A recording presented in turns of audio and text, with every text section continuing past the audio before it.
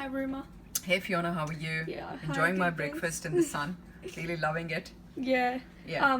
So I was just wondering, what is the difference between the bank's written policies and the assessor's decision?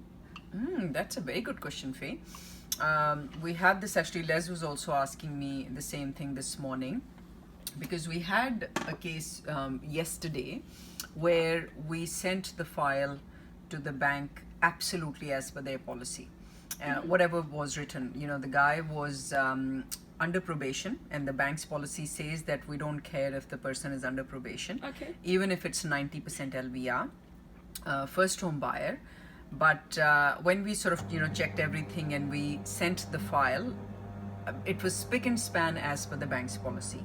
But when it went into the higher credit team for assessment, the higher credit team said, "No, we're not comfortable." Now, why? Because the customer was probably pretty new in the country. Like Okay. he was only a year old in the country. So he was still under probation. Probation was actually, it's literally just finishing in 15 days time. Okay. So what we had to do now, as per the policy, it's absolutely fine. But what we had to do was, because there was a risk analysis there, from the credit's point of view, there was a bit of a risk there that the client is new in the country, he's in probation, it's 90% loan. So then they have an authority or discretion to decline the loan, Oh, which okay. is why we have to be smarter in terms of understanding, from the credit's point of view, how they're looking at. Let's say if it's your money, how would you risk manage it? This is what I say to brokers. Yeah. So say, for example, then we had to get a letter from their HR or his manager saying that his probation was going to finish just in 15 days, but we can prepone it. And now his full-time probation is finished. On that basis, they approved the loan. So we got a formal approval the same day. But we had to, waste time and go back and things like that.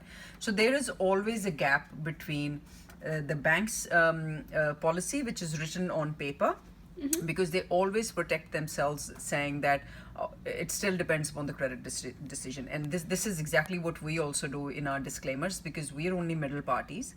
We can check the policies, we can lodge the deal exactly as per what the bank needs to know, but at the end of the day, it's their decision. So there is a bit of a gap depending upon case by case. Yeah. Okay. Thanks. Thank you.